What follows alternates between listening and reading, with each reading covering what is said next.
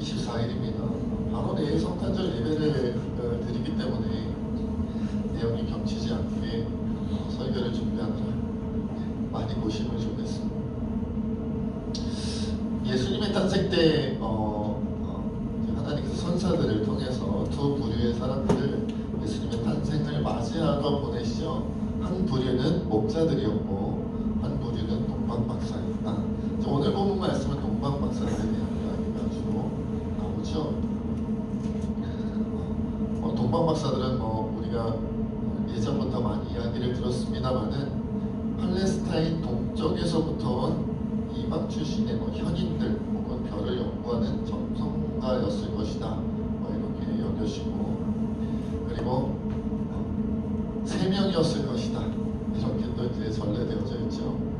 저는 어렸을 때 동방박사는 3명이라고 성경에 기록된 줄 알았는데 3명이라고 기록이 되어져 있죠?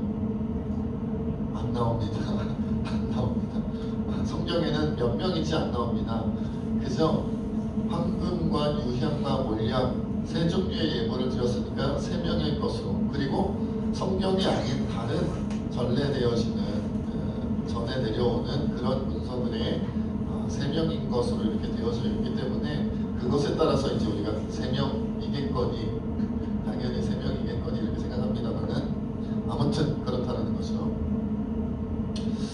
자, 그런데 그래서 오늘 본문에 보면 이제 동방박사들 이야기가 이제 주로 이루어져 있고, 또 그 속에서 이제 예전에 목자 메시아가 태어날 때 어디서 태어났느냐 이런 이야기도 있었잖아요. 그래서 오늘 본문을 통해서는 예수님의 탄생에 얽혀있는 2가지 내용에 좀 주목을 하려고 합니다. 첫째는 예수님께서 태어나신 장소에 대한 얘기예요. 오늘 본문 4절부터 6절까지 한번 다시 읽겠습니다. 시작. 왕이 모든 대제사장과 백성의 서기관들을 모아 그리스도가 어디서 나겠느냐 물으니 이르되 유대 베들레헴이오니 이는 선지자로 이렇게 기록된 바 또 유대 땅 베들레헴아 너는 유대 고을 중에서 가장 작지 아니하도다. 내게서 한 다스리는 자가 나와서 내 백성 이스라엘의 목자가 되리라 하였음이니이다. 아시는 것처럼 헤롯 왕이 동방박사들이 먼저는 누구를 찾아가냐면 헤롯 왕을 찾아가죠. 찾아가서 유대인의 왕으로 태어나신 이가 어디서 태어나셨느냐라고 묻는 장면이 나오죠. 헤롯 왕이 착한 사람으로 생각했던 모양이에요. 그런데 그래서 자신도 모르니까 헤롯 왕이 나중에 누구를 통해서 대제사장과 백성의 서기관들을 모아서 혹시 말씀에 어디서 메시아가 태어난다고 예언되어져 있느냐 그것을 이제 물어보니까 어디라고 대답을 해요? 유대 베들레헴이다. 왜냐하면 이렇게 예언되어져 있기 때문이라는 거예요. 유대 땅 베들레헴아 너는 유대 고을 중에서 가장 작지 아니하도다. 내게서 한 다스리는 자가 나와서 내 백성 이스라엘의 목자가 되리라. 이 구절이 바로 뭐라는 거예요? 메시아 구원자에 대한, 유대인의 왕으로 오실 이에 대한 예언이다 라고 이제 알려주게 되는 거죠. 자, 이 부분은 우리가 낱말을 가지고 깊이 묵상하거나 나눌 것은 아니고, 오늘 여러분들과 함께 나눠야 될 내용은 뭐냐면 유대 베들레헴이 어떻게 불리웠는가 하는 거예요. 유대 베들레헴에 대해서 오늘 마태복음을 통해서도 우리에게 뭐라고 소개하고 있어요? 너는 유대 고을 중에서 가장 작은 것이 아니다. 이 말은 생각해보면 사람들이 보기에는 어떻다는 거예요? 가장 작은 고을로 보였다라는 거죠. 가장 작은 마을이다. 2023년이죠 지금. 2023년 지금 이 시대에 우리 대한민국 땅에 있는 여러 마을들 가운데 가장 작은 마을이 어딜까요? 모릅니다. 확실한 건 분당은 아니고 야탑동은 아니고, 그렇죠? 여러분들이 살고 있는 전부 다 야탑 사시는 거 아니죠? 제가 여러분들이 사시는 마을이 있고 고을이 있으실 텐데 여러분들이 사시는 그 마을은 대한민국에서 가장 작을 확률이 있을까요? 제가 볼 때는 없을 것 같아요. 없을 것 같아요. 우리나라에도 뭐 마을이 많이 비어가는 지방 같은 경우가 많이 있다고 하는데, 어쨌든 적어도 이 안에 지금 예배를 드리고 있는 여러분들이 살고 있는 그 마을은 작지 않을 뿐더러 큰 도시의 가능성이 높죠. 서울 아니면 경기도, 분당 근처, 여기 다 우리나라에서는 제법 큰 도시들이잖아요. 사람들 많이 살고 많이 발전해 있고 막 이런 도시니까. 그래서 우리 식으로 생각한다면 예수님께서 태어나신 유대 베들레헴, 거기가 또 다윗의 고향이기도 하잖아요. 이 베들레헴은 어떤 느낌이에요? 적어도 우리 식으로 하면 서울 사람은 아니시다 예수님. 경기도 분도 아닐 거다. 그죠? 정확하게 어느 지역이라고 말할 수는 없지만 아마 딱 얘기했을 때, 그 마을 이름을 얘기했을 때 그런 동네가 있어 싶을 정도로 듣도 보도 못한 동네의 가능성, 혹시 알더라도 거기는 사람 살만한 곳이 못 되는데 할 정도로 작고 많은 것이 부족한 마을이었을 것이다 라는 거죠. 오죽하면 유대 베들레헴이라고 소개하는 순간 가장 작은 마을이지 라고 유대인들이 너나 할 것 없이 그렇게 인식할 정도의 느낌이었다라는 거예요. 유대 베들레헴. 또 예수님께서 자라나신 나사렛은 어떤 곳이에요? 나사렛에서 무슨 선한 것이 나올 수 있느냐? 그런 동네에서 뭐 대단한 훌륭한 사람이 나올 수 있겠어? 그럴 수 없는 동네야 라고 표현되어질 만한 그런 곳에서 또 예수님은 자라나셨다는 거죠. 문제는 이런 가장 작은 마을로 여겨졌던 베들레헴, 선한 사람이 나오기 어렵다, 아니 선한 사람이 나올 수 없다고 여겨지던 예수님 자라나신 나사렛, 이런 베들레헴에서 예수님이 태어나시고 이런 나사렛에서 예수님이 자라나신 것이 우연이냐? 그렇죠? 그냥 뭐라 그럴까, 요즘 아이들이 뭐 랜덤 한다 그러잖아요. 그냥 제비 뽑기 하듯이 그냥 쭉 뽑았는데 베들레헴 당첨되고, 쭉 뽑았는데 어디가 나올지 모르고 뽑았는데 나사렛이 당첨되고, 그런 것이냐? 그런 것이 아니다라는. 우리 하나님께서는 모든 것에 뭐가 있으시잖아요? 본인의 정확한 계획과 의도가 있으시다는 거죠. 베들레헴에서 태어나게 하신 하나님의 의도가 있고, 나사렛에서 자라나게 하신 하나님의 의도가 있다는 거죠. 베들레헴은 뭐라고 불렸냐면 가장 작은 마을이라고 불렸고, 나사렛은 선한 사람, 그러니까 선한 사람이니까 전부 다 악한 죄인들만 태어난다는 게 아니라 쓸만한 사람이 못 나온다라는 거죠. 그 정도로 그 마을 자체가 그렇게 발전되지 못한 지역이다라는 의미잖아요. 그곳에서 메시아 예수님, 예수 그리스도가 태어나고 자라나게 하신 하나님의 분명한 의도가 있으시다. 어떤 느낌일까요? 크게 두 가지로 생각할 수 있죠. 뭐예요? 그러니까 그런 마을에서 태어나고 그런 마을에서 자라난 사람이 메시아가 될 수 있고 하나님의 선택받은 자가 될 수 있다면, 그냥 선택받은 정도가 아니라 그분이 사실은 성자 하나님이시기도 했잖아요. 그렇다면 뭐가 없어요? 내가 낮고 천하여 하나님 앞에 나아가지 못할 만한 사람이 있을까요? 없을까요? 없다는 거예요. 난 작은 마을 출신이요, 선하지 못한 동네 출신이요, 나는 어떤 부모님 밑에서 태어났고 어떤 가정에서 태어났고 어떤 곳에서 자라났으며, 정말 나는 태어날 때부터 자라나는 과정들이 남들과 비교하면 열악하고 힘들고 어렵고 많은 세상의 죄악과 세상의 여러 가지 좋지 못한 환경 속에서, 상황 속에서 태어났고 자랐습니다 라고, 그렇기 때문에 나는 하나님 앞에 나아가는 것이 부끄럽고 나는 하나님 앞에 나아가는 것이 죄스럽고, 그렇게 생각할 만한 사람들이 있다는 거 없다는 거예요? 없다는 거죠. 주님은 의도적으로 낮은 곳에, 작은 곳에, 천한 곳에 오신 거예요. 그리고 여러 번 말씀드렸습니다만은 베들레헴에서도, 그 가장 작은 마을 베들레헴에서도 사람이 누이는 곳에, 그 집에서 그 침소에 누인 것이 아니라 어디에? 마국간의 말구유에, 거기서 태어나시고 그 말구유에 누이셨다라는 거죠. 말박동이잖아요, 말구유가. 다 의도가 있다는 거예요. 그러니까 낮은 자, 하나님 앞에서 사람들 가운데 낮아서 하나님 앞에 나오지 못할 사람 없다. 선에서 하나님 앞에 나오지 못할 사람 없다. 악해서 하나님 앞에 나오지 못할 사람 없다. 그 어떤 조건으로라도 하나님 앞에, 하나님이 베푸시는 구원 앞에 나오지 못할 사람은 있다는 거예요, 없다는 거예요? 없다는 거죠. 이것이 메시아가 오신 그 베들레헴에 오시고 나사렛에서 살아나신 가장 중요한 이유요, 의도라는 거예요. 의도라는 거예요. 그러니까 우리는 사실 이 자리에 앉아 계신 분들은 출신들이 너무 좋으셔서 출신들이 너무 좋으셔서 일단 우리나라 자체가 굉장히 좋잖아요. 여러 가지 면에서 나라 조사를 하면 웬만한 좋은 순위 안에는 우리나라가 거의 12에서 20위 사이에 다 들어갈 거예요. 우리는 우리가 선진국인지 아닌지 고민하고 있지만 외국에서는 다 우리나라를 이제는 선진국이라고 다 인정하는 분위기잖아요. 그러니까 이 나라에 태어났다는 것만으로도 우리 벌써 출신이 다르고, 대한민국 사람입니다, 벌써 다르죠.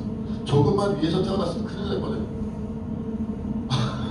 저 서울에서 태어났거든요. 서울에서 태어났는데 거기서 조금만 올라가서 위에 북쪽에서 태어났으면요, 피읍으로 시작하는 동네라든지 또 주변 다른 동네에서 태어났으면 큰일 날 뻔했어요. 또 피읍이라니까 막 평택 이런 거 아니고 큰일 날 뻔했어요. 아주 그냥 조금만 차이로 다행히도 대한민국 땅에 태어나서 대한민국 사람이라는 그런 자부심이 있잖아요. 그렇죠? 얼마나 짧은 시간에 발전하고 놀라운 성과를 이뤘습니다. 그러니까 우리는 사실 예수님의 탄생에 대하여 깊이 느끼기가 쉽지 않을 수도 있어. 서울에서 태어났고 경기도에서 태어났고 어디서 태어났든 내가 태어나고 내가 자란 동네가 그렇게 낙후되고 그렇게 소위 말하면 마을 분위기가 좀 천박하고 그런 곳에서 자라지 않고 태어나지 않았을 가능성이 높기 때문에 예수님이 그런 자들을 위해 그곳에서 태어났고 그곳에서 자라났다는 것이 우리는 실감이 나지 않을 수 있어요. 제가 그런 것들을 어디서 가끔 실감을 했었냐면 해외 단기 선교 같은 거 나갈 때, 일주일씩 2주씩 해외 단기 선교 같은 거 나갈 때 쓰레기 마을 이런 데 가고 막 진짜 낙후된 나라의 그런 마을들 가보면 지금도 진짜 보면 전 기억나는 게, 제가 청년 때 쓰레기 더미에다가 기둥 4개 세우고 위에 천막 쳐주고 여기가 교회 하고 세워줬던 기억이 나요. 이게 무슨 교회야? 밑바닥도 없고 벽도 없어요. 그냥 기둥 세워놓고 거기에 위에다가 이렇게 이렇게 지붕도 아니죠. 이상한 이렇게 덮어놓고 이 쓰레기 마을에 교회 생겼다고 막 기도하고 예배드리고 했던 기억이 나거든요. 그 쓰레기 냄새 다 나고. 그런 환경 속에 거기서 지켜보고 그 사람들과 함께 어울리고 하면서 그때 그런 생각을 하는 거죠. 베들레헴이 이런 곳이었을까? 나사렛이 이런 곳이었을까? 이런 곳에서 태어나고 이런 곳에서 자라는 사람들을 위해서라도 우리 주님이 그곳에 오셨다는, 그러니 어떤 사람도 예수님 앞에 나오지 못할 사람은 없다는 거죠. 그리고 두 번째 의미는 뭐겠어요? 우리의 주님 되시고 우리의 신랑 되시고 우리의 스승 되신 예수님이 그런 마음으로 이 땅에 오셨고 그런 마음으로 이 땅에서 살아가셨으니 누구도 우리는 뭐 하는 사람들이에요? 무슨 사람이라고 불리는 사람들이죠? 그리스도의 사람, 그리스도인이죠. 예수 그리스도의 사람, 그리스도인이라고 불리우는 사람들이기 때문에 스승 되신 예수님을 따라, 신랑 되신 예수님을 따라. 여러분, 보통 부부는 한 집에서 살잖아요. 한 집에서 살잖아요. 한 방에서 한 입을 덮고 살잖아요. 신랑이 가면 누구도 가야 돼요? 신부도 가야죠. 신부도 가요. 신랑이 간다면 신부도 가야죠. 같이 가는 거예요. 한 몸으로 가는 거예요. 그렇지 않나요? 그러니 신랑 되신 예수님, 우리의 스승 되신 예수님이 베들레헴 가장 작은 마을에 나사렛 그 천한 곳에서 태어나고 자라는 것이, 그것이 분명한 하나님의 뜻이요 주님의 뜻이었다면 우리도 어디에 우리의 마음이 가 있어야 되겠어요? 이 땅에서 가장 밝은 곳, 이 땅에서 가장 휘황찬란한 곳, 이 땅에서 가장 뭔가가 대단하게 꾸며져 있고 모든 것이 준비되어져 있는 곳, 거기에 우리의 마음이 있다면 우리는 예수님과 등 돌리고 있는 것과 다를 바가 없을 거라는 거예요. 예수님께서 바라보시는 그런 거 예전에 있었잖아요. 그런 말이 있었잖아요. 정말 사랑하는 사람은 서로 마주보고 있는 것이 아니라 뭐 하는 것이다? 같은 방향을 같은 시선으로 옆에 서가지고 나란히 같은 곳을 바라보는 것이다. 이 멋진 말이 있었잖아요. 사랑들 해보셨죠?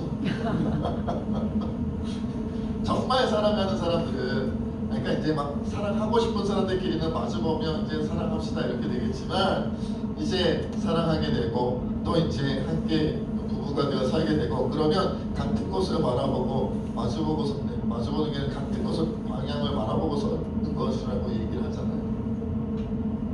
우리가 그런 심정으로 주님과 함께 가야 된다는 거죠. 만약 우리가 높은 곳, 밝은 곳, 화려한 곳, 휘황찬란한 곳을 바라본다면 주님은 반대를 보고 우리는 주님이 바라보신 것과 또 반대 방향을 보는 것과 다를 바가 없다. 우리의 관심도 어디 있어야 된다? 베들레헴. 우리의 관심도 어디 있어야 된다? 나사렛에. 그 땅에 관심을 가지라는 게 아니라 그 땅에 있는 무엇에 관심을 가져라? 그 땅에 있는 사람들. 그 땅에 있는 사람들, 그 땅에 있는 사람들의 영혼에 대하여 무엇이 있어야 된다? 우리의 마음도 그것을 향해 그 사람들을 바라봐야 된다는 것이죠. 이럴 수도 있죠. 저 멀리서 베들레헴이라는 동네가 있대, 나사렛이라는 동네가 있대. 주님이 그러시지 않으세요. 예루살렘에 태어나셔서는 베들레헴이라는 동네가 있대, 나사렛이라는 동네가 있대, 이렇게 주님이 제자들과 얘기 나눈 게 아니라 어떻게 하셨다고요? 그 땅에서 태어나시고 그 땅에서 자라났다는 것은 그 땅에서 뭐 했다는 거예요? 사셨다는 거고, 그리고 결국 예수님의 3년 공생의 주요 사역지는 어디였다? 갈릴리 지방이었다. 거기가 바로 그런 동네였다. 그러니 입술로만 그 사람들을 위해서, 그 사람들, 그 힘들고 어렵게 사는 사람들을 위하여 우리 기도합시다, 우리 그 사람들을 위해서 모금합시다, 이 정도에서 멈추는 것이 아니라 무엇이 우리의 마음에 담겨 있어야겠어요? 그들과 함께 호흡하는, 그들과 진정으로 마음을 나누는 그러한 모습들, 그러한 마음들이 우리에게도 있어야 한다는 것이죠. 자, 두 번째로 예수님이 오심에 대해 오늘 본문을 통해 우리가 깨달아야 할 것은 동방박사들이 가지고 온 예물이죠. 이 부분에 대해서는 이미 여러 번 설교를 들으신 분들도 있겠지만 다시 한번 우리가 상기시켜 봅시다. 우리 11절에 보면, 오늘 본문 11절에 보면 우리 함께 읽겠습니다. 집에 들어가 마리아와 그의 어머니 마리아가 함께 있는 것을 보고 엎드려 하나님께 경배하고 오비압을 열어 황금과 유향과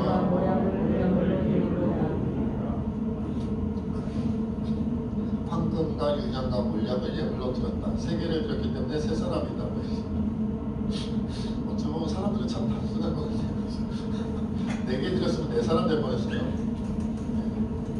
자, 우리가 익히 알고 있다시피 황금을 드렸는데, 황금은 결론부터 말씀드리면 왕권을 상징합니다. 예수님께서 무엇이시라는 거예요? 어떤 존재라는 거예요? 우리의 왕이다. 우리의 왕이다. 유향을 드렸어요. 유향은 성전 제사 때 분향을 위해 바치는 향료이죠. 그렇다면 이 유향을 드렸다라는 것은 무엇을 의미하는 것일까요? 이것은 예수님께서 신이시다, 신성을 의미하니까 예수님이 뭐라는 거예요? 하나님이시다. 그러니까 황금을 드렸다, 유향을 드렸다, 이것은 뭐예요? 예수님은 우리의 왕이고 예수님은 우리 하나님이시다라는 것을 인정한 거죠. 그러니까 동방박사들이 그냥 예물을 그냥 손에 집히는 거, 감당하는 거 아무거나 들고 온 것이 아니라 그 예물 하나하나에 하나님께서 품게 하신 그런 마음을 담아서 예물을 드린 거예요. 황금, 예수님 우리 왕이십니다. 어린 아기죠. 갓 태어난 아기지만 장차 그렇게 되실 거라는 거죠. 유향을 드리며 예수님은 우리의 하나님이십니다. 이렇게 이제 고백한 것과 다름없죠. 그런데 이상한 것 하나를 맞췄어요. 그것은 뭘까요? 몰약. 몰약은 여러 용도로도 쓰이지만 특별히 여기서 몰약을 드린 이유는 뭐다? 몰약은 시신의 사람의 시신의 방부제 역할을 한다고 하죠. 그러니까 장례를 위해서 준비하는 몰약. 아기가 태어났는데 장례를 여러분 만약에 여러분들이 여러분 주변에 어떤 집에 가가지고 아기가 갓 태어났는데 장례 준비하십시오. 장례 선물 딱 갖다. 나중에 이 애기 돌아가실 때, 애기가 돌아가신다는 쪽에서 이 애기 죽을 때 좀 보태 써주십시오. 그래서 부의금 같은 거 이렇게 미리 주면 그 부모님들이 굉장히 좋아하시겠죠. 그래서 어머, 애가 태어날 때부터 장례를 준비해 주시니 얼마나 감격스러운지 이렇게 좋아하겠죠. 웃죠, 한 얘기 이렇게. 험상궂게 저를 쳐다보십니다. 그럴 리가 없죠. 그러니까 동방박사, 다시 말씀드립니다만은 동방박사들의 예물을 준비할 때 하나님께서 그 마음속에 하나님이 주시는 영감이 다 있었다라는 거예요. 저는 황금을 보면서 황금을 드렸구나. 유향을 드릴 때는 유향을 드렸구나. 몰약을 드렸다는 것에 가면 울컥합니다. 태어날 때 왜 태어나셨다는 것을 우리에게 알려주는 거죠. 세상 모든 사람들에게 예수님을 알고 예수님을 구주로 모신 그런 모든 사람들에게 그 아기 예수님이 태어날 때부터 알려주는 거예요. 이 아기는 왜 태어났냐면 살아가려고 태어난 게 아니라 죽기 위해서 태어난 거예요. 그 죽음도 자기 자신이나 자기 가족이나 자기 가문을 위하여 죽임당하기 위하여 태어난 것이 아니라 사실은 예수님과는 피 한 방울 섞이지 않는, 예수님과는 정말, 예수님은 원래 하나님이신데, 성자 하나님, 아들 하나님이신데 아무런 진짜 몰라라 하면, 외면하면 그러면 아무 상관이 없을 수도 있는 이 땅의 사람들, 그것도 그냥 사람들이 아니라 어떤 사람들이에요? 죄인들을 위하여 죽기 위해, 죽어주기 위해서 태어난, 희생물로 태어난 희생물. 비슷한 경우를 찾을 수 있을까요? 쉽지는 않겠지만 여러분, 만약에 여러분들이 우리가 목축업을 하는 사람들이다, 목축업을 하는 사람들, 소를 키우고 돼지를 키운다고 합시다. 그렇죠? 소가 새끼 송아지를 낳습니다. 돼지가 돼지 새끼는 뭐죠? 돼지를 낳는 거죠. 송아지니까 돼지라고 해줘요. 송아지 돼지를 낳는 거예요. 왜 낳게 했냐면 언젠가 잡아먹으려고. 언젠가 그거 이제 잡아먹으려고 키운 거예요. 저 어렸을 때 이렇게 집집마다 이제 강아지를, 개를 키우는 경우가 있었는데 가끔은 그냥 키우지만 또 아주 가끔은 나중에 크면 잡아먹으려고. 제가 막 베트남이나 중국이나 같은 데 갔을 때 보면 집집마다 개를 많이 키웠어요. 거기는 왜 키우겠어요? 네, 몸보신용으로. 몸보신용으로 다 키운다고, 집집마다 키운다고. 그러니까 얘를 태어나게 하는 이유는 죽이기 위함이고, 그냥 죽이는 게 아니라 그 죽음으로 말하면 많은 사람들의 양분이 되게 하기 위해서 태어난 거예요. 태어난 목적이 죽기 위함. 그 죽음의 목적은 다른 사람들에게 양분이 되게 하기 위함이다. 우리 아기 예수님의 탄생이 똑같다고 할 수는 없지만 그것과 얼핏 비슷하다는 거예요.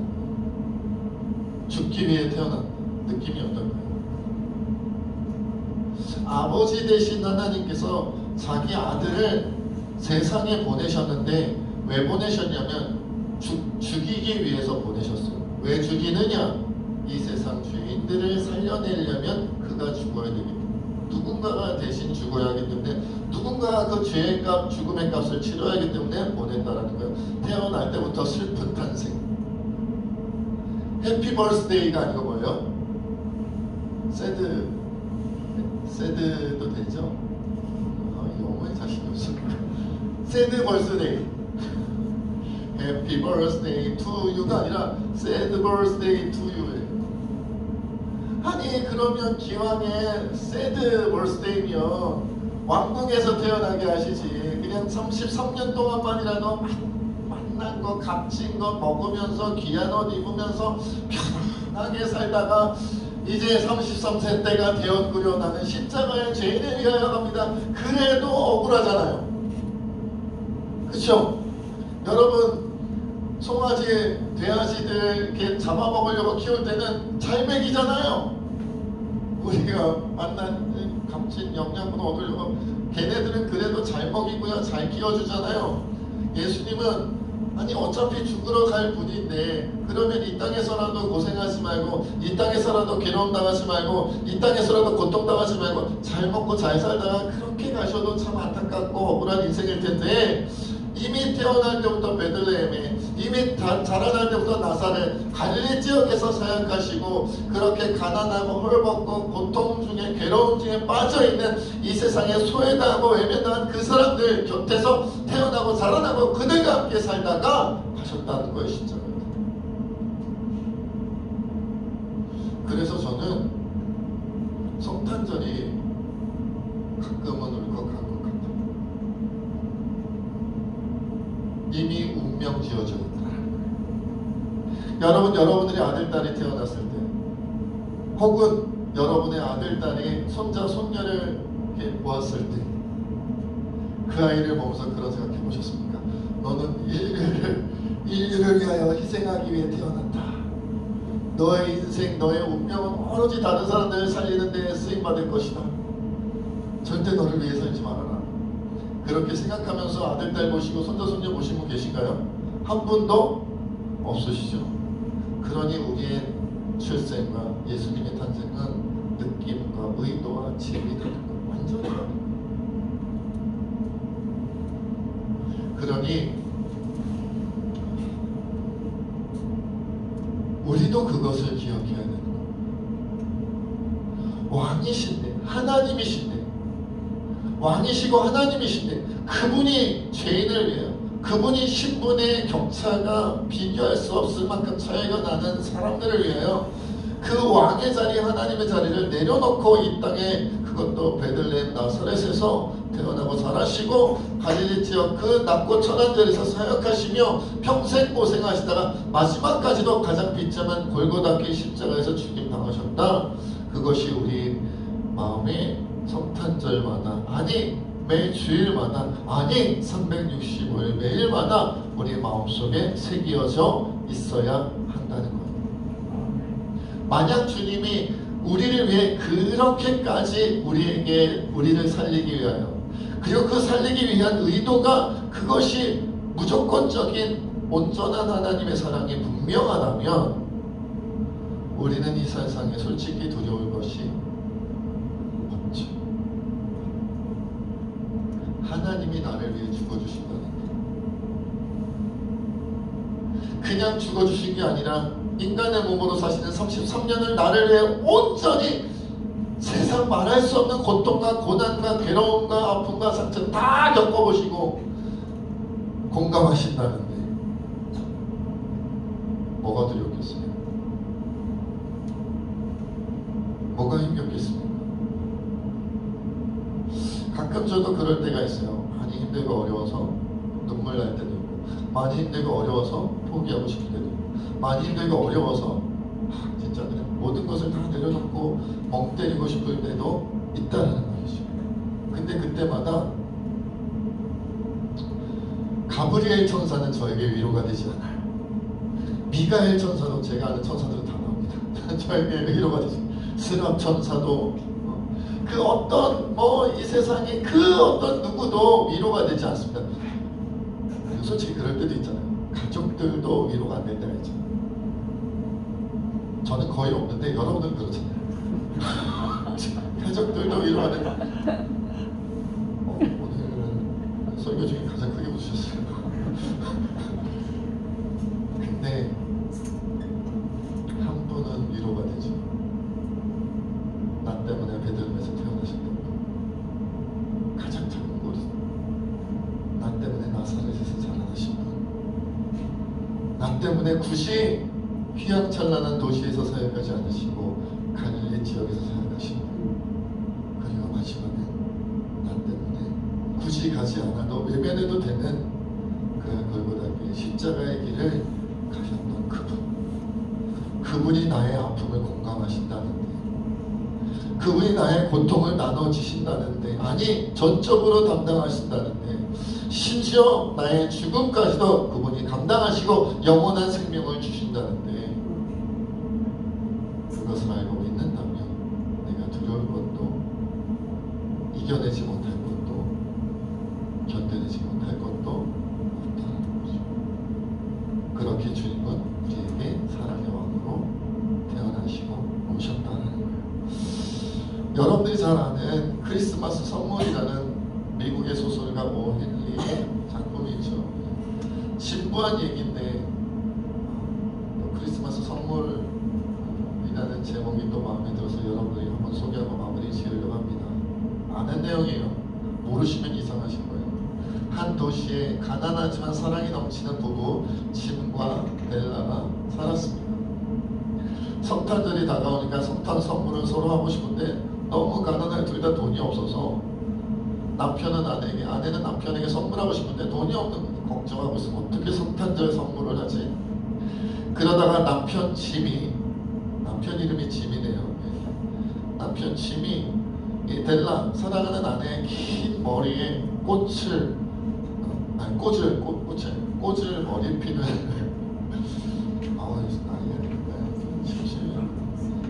머리핀을 꽂을 머리핀을 사주려고 자기에게 하나 남은 시계를 팔아다가 머리핀을 탁 샀어요.